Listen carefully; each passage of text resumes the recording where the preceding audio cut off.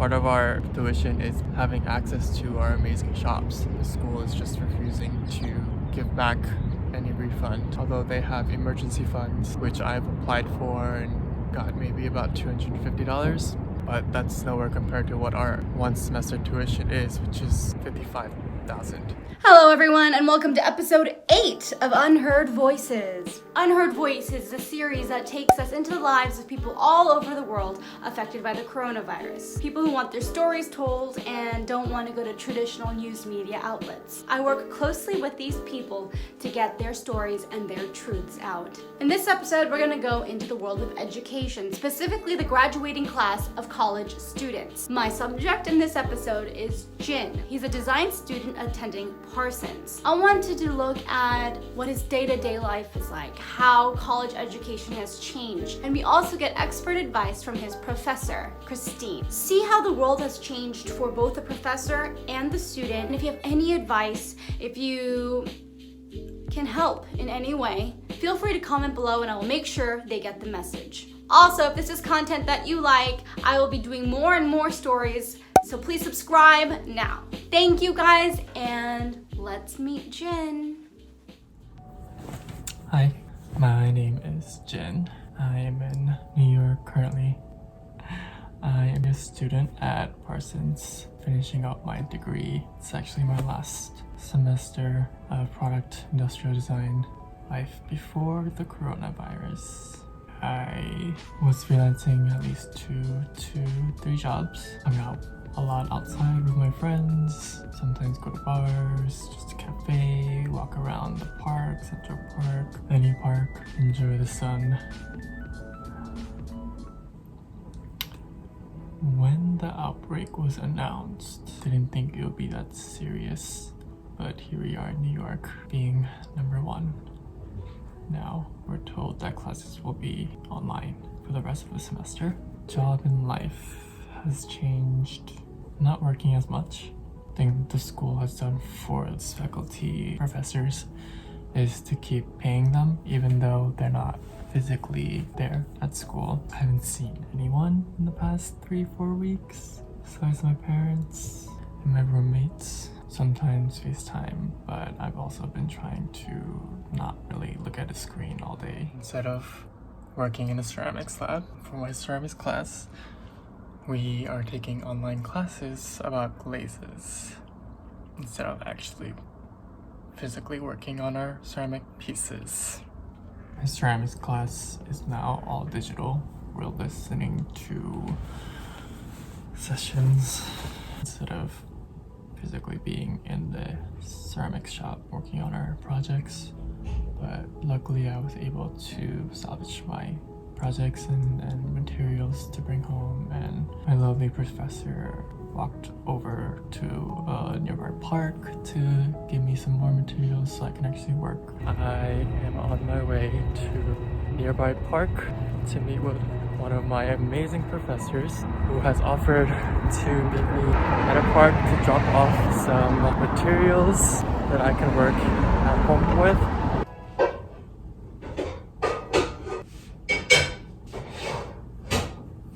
It's weird being outside and not wearing a mask, but for this video and for audio, I will keep going. Luckily I live on Roosevelt Island, so it's a lot of nature, a lot of secluded parts where I can be outside and actually take in some fresh air without people not too close to me. I live in the living room and it's in front of the kitchen, and whenever my roommates are cooking, it's just too much noise. I need to get out, especially now.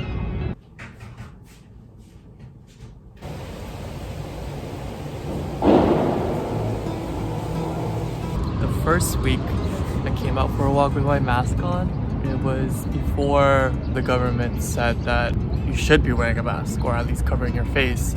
So me being Asian American, people were just staring at me. This is for my protection and your protection, because we can't really get tested here unless we're showing severe symptoms. The numbers of confirmed cases are only rising every day by thousands. It's just eerie. Taking classes online for like hours and looking at a screen, it gets so stressful. It's just a lot, especially for classes where I was supposed to be at school, in the shops, working with my hands, making ceramic pieces, making jewelry with metal, not wood, which I had to compromise. I can't work in metal right now, not at home at least. And that's also our tuition. Part of our tuition is being in the shops. It's having access to our amazing shops, and we can't have that access right now. The school is just refusing to give back any refund, although they have emergency funds, which I've applied for and got maybe about $250, but that's nowhere compared to what our one semester tuition is, which is close to around like $55,000. And I have to pay back my loans after graduation this coming month. I have a month of school left in my last year of education. Graduation is still going on, but it will be virtual. We just won't have a ceremony. It's just, yeah. And we have the option to attend the ceremony for next year. That also depends on how long this is going to last. I'm Christine Fasella, and I teach at Parsons School of Design and also at City College. I have a product design background and landscape architecture background, and I do ceramics. I graduated from Parsons in 2004. I was there in 2001 when September 11th happened, and was actually in a ceramic class at the time. And that had a big impact on a lot of people. It felt a bit like we couldn't go back to the way things were. I think a lot of people in that year, or the years around that year, wanted to not live in a world where we're just making meaningless stuff. Many actually did not want to work in the general product design industry.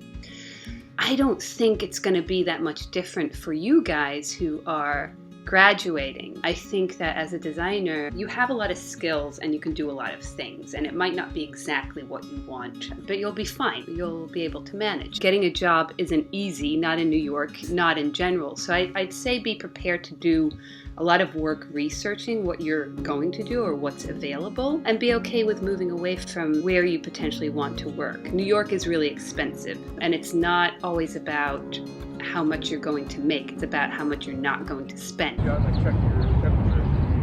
Check to see if you're you got a fever or not. Yeah. That's theoretical? No, dude, this is all this is how you go. I'm not wearing a mask, and I think I went to middle school with them. I guess people are going to have a barbecue. The last thing we should be doing at this time. People that are running don't wear masks. Even when I walk outside with my mask on, I still feel very uneasy.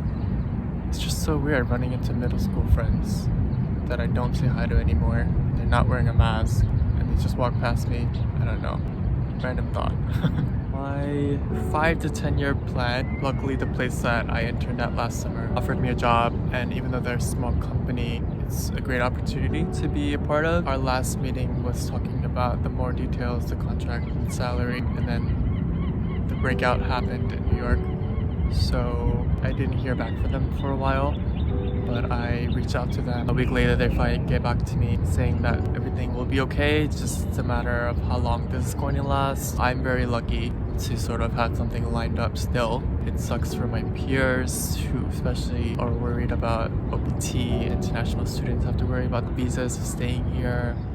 You know, there could be a lot of opportunity in this. Many of us are starting to work more from home, even in big industry. I think that could be good because you can choose where to work. If you are a contract worker, you don't have to be in the city. Maybe you have work in the city, but you can live in a cabin in the Catskills. And also just remember that it's not about making a ton of money. It's about being economical with what you have. If you get into an interview for a full-time work or a full-time gig that can offer a salary that isn't quite what you were hoping for, I would say take the opportunity to then negotiate unpaid leave. Maybe you get 2, 3, 4 extra weeks of unpaid vacation, so to speak, and you can work on your own stuff. I think it's really important that you keep your creative practice going if you're working for a full-time design company.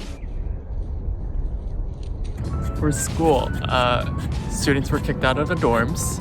From what I know, I feel like most international students in the dorms eventually went back to their home since classes are online anyways. Dorms were reimbursed from what I heard, so that's one thing good. More people are coming. Not paying that whole $850. Tuition refund is still ongoing. Students are on strike. Our grading policy is now an A or A minus. Because of the strike, they got rid of incomplete or fail. Students are still fighting for some sort of refund from the tuition. We are a non-profit school from what I believe, and the tuition goes straight to administration fees, salaries for the faculty who have been doing an amazing job switching their syllabuses to online courses. There are supportive measures from the school, virtual counseling and whatnot. Realistically, what we need more from the school, I mean, to be honest, I think they're doing the best that they can.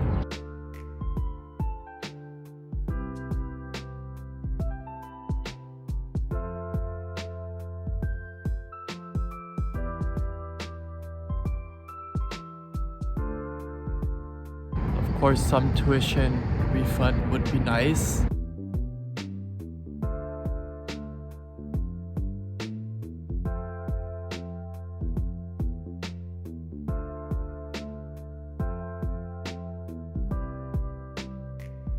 Because it's expensive to attend Parsons. Not having access to the facilities is kind of rough. For the graduating students, they have said that we will have access to the shops after we graduate and whenever the buildings are open again, so that's a plus.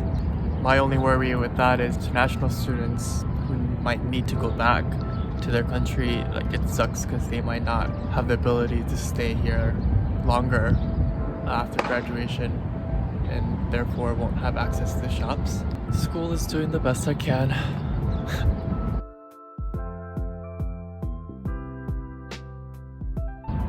I don't know, I have my good days and my bad days. To be honest, a lot of motivation is gone.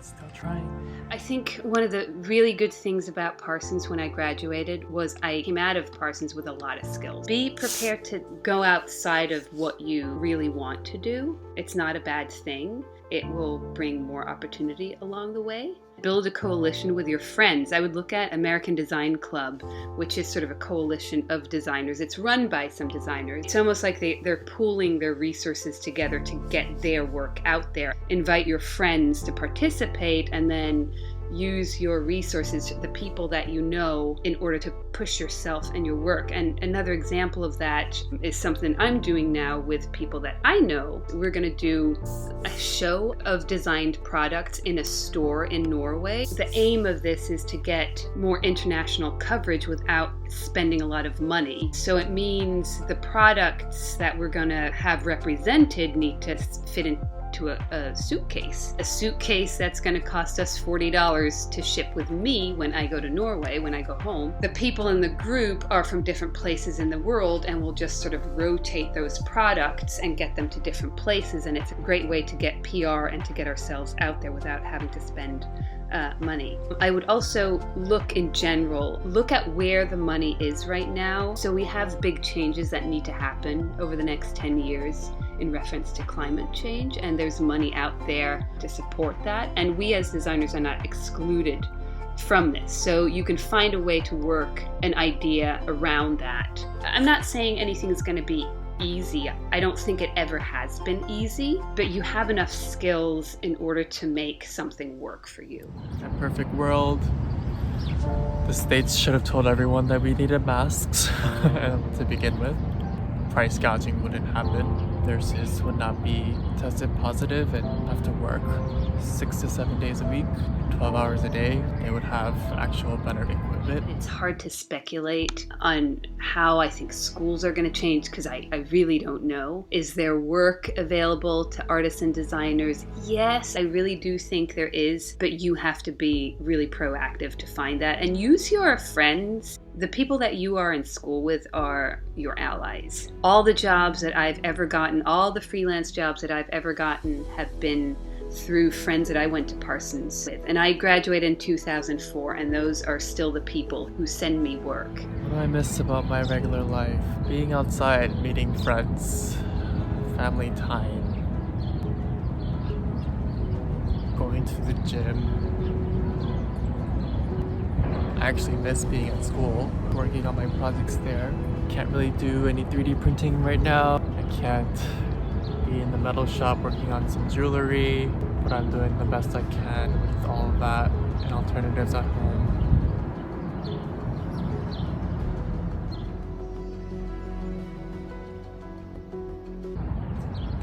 Making things. What I've learned making this documentary and working closely with Jen and Christine is that you must be proactive.